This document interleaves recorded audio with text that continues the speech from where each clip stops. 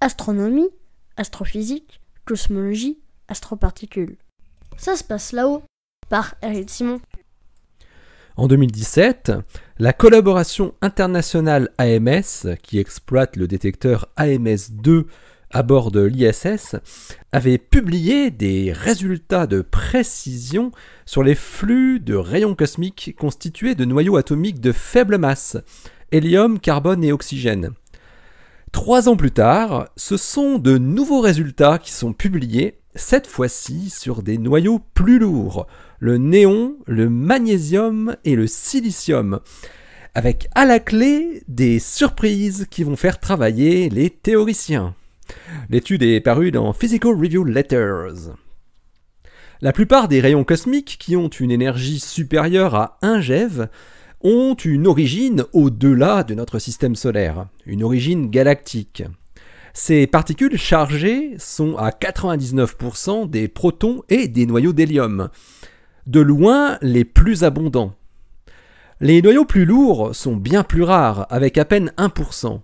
Les noyaux d'atomes sont estimés être produits dans les étoiles et éjectés et accélérés dans l'espace lorsque les étoiles explosent en supernova. Mais lors de leur trajet jusqu'à la Terre, ces particules chargées électriquement peuvent être déviées par des champs magnétiques qu'elles rencontrent, ou même être fragmentées lors d'interactions dans le milieu interstellaire pour devenir des rayons cosmiques secondaires. C'est pour ces raisons que la direction d'où nous parviennent les rayons cosmiques galactiques ne nous dit rien sur leur lieu d'origine, au contraire des photons et encore plus des neutrinos. Du fait de ces multiples déviations magnétiques, un détecteur comme AMS-2, qui veut dire Alpha Magnetic Spectrometer, installé à bord de l'ISS depuis plus de 15 ans, voit des noyaux d'atomes arriver de toutes parts, avec des contributions de très nombreuses supernovas qui ont pu exploser depuis des millions d'années.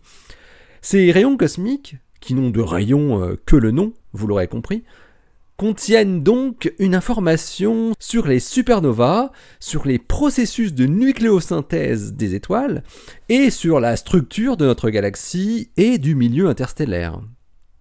Ce sont toutes ces informations que les astrophysiciens espèrent extraire à partir des spectres des rayons cosmiques, traçant la répartition de leur flux en fonction de leur énergie.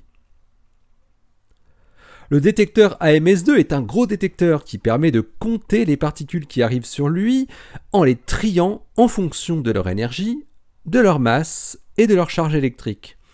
Il peut ainsi mesurer les flux de particules et d'antiparticules diverses, depuis les électrons et positrons jusqu'aux noyaux atomiques, lourds en passant par les simples protons et antiprotons.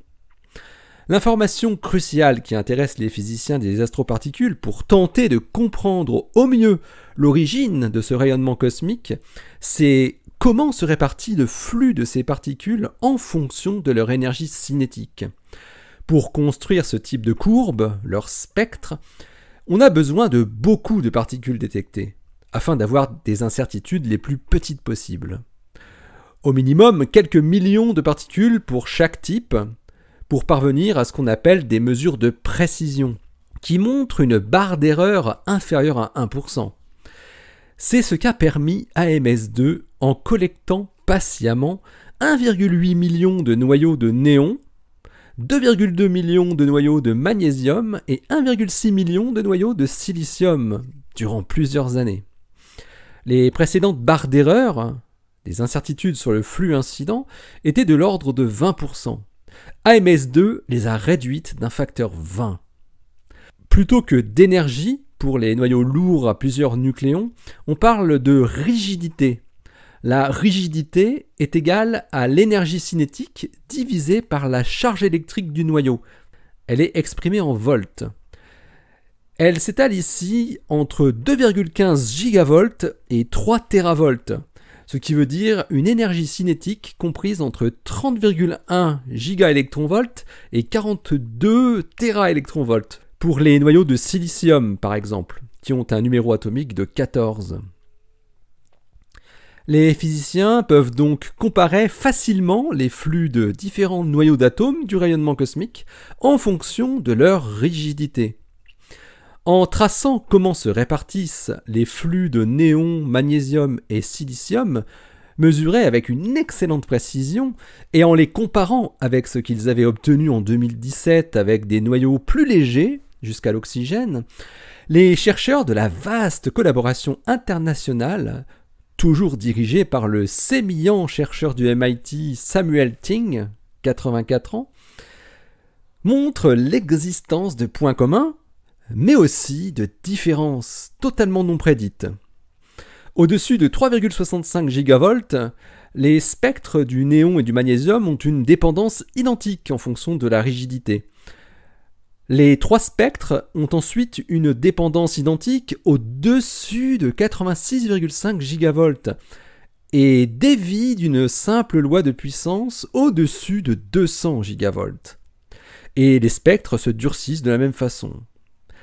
Mais de façon inattendue, la forme du spectre de ces trois noyaux, néon, magnésium et silicium, qui montrent des points communs avec les noyaux légers hélium, carbone et oxygène, montre aussi des différences, et notamment aux plus hautes rigidités. Aucun modèle théorique ne parvient à reproduire ces différences, selon Ting. Les chercheurs de la vaste collaboration ont conclu que néon, magnésium et silicium font partie d'une classe de rayons cosmiques primaires différente de celle de l'hélium, du carbone et de l'oxygène, suggérant sans doute une origine différente. Les points communs qui existent cependant entre les spectres des 6 noyaux atomiques sont remarquables, car ils pointent vers les propriétés du milieu interstellaire. À ces énergies, le mouvement des particules chargées peut être modélisé comme une diffusion de charges électriques dans un milieu magnétisé turbulent. Comme le silicium est plus enclin à se fragmenter que les autres noyaux, les noyaux de silicium qui sont détectés, intacts, doivent donc provenir de sources relativement proches, et en moyenne plus proches que celles produisant les noyaux plus légers. D'après les comparaisons des spectres du silicium et des autres noyaux, il semblerait donc que la turbulence moyenne du milieu interstellaire ne change pas beaucoup sur de grandes échelles. Et concernant les différences observées entre noyaux légers et noyaux lourds, les premières estimations des théoriciens quant à une origine différente vont même jusqu'à mettre en cause des types de supernovas différents. Mais ils sont conscients qu'il faudrait aller plus loin, vers les noyaux atomiques encore plus lourds, au moins jusqu'au fer, pour pouvoir affirmer une telle petite révolution dans notre compréhension de la production des rayons cosmiques primaires. Alors on l'a compris, la balle est désormais dans les deux camps.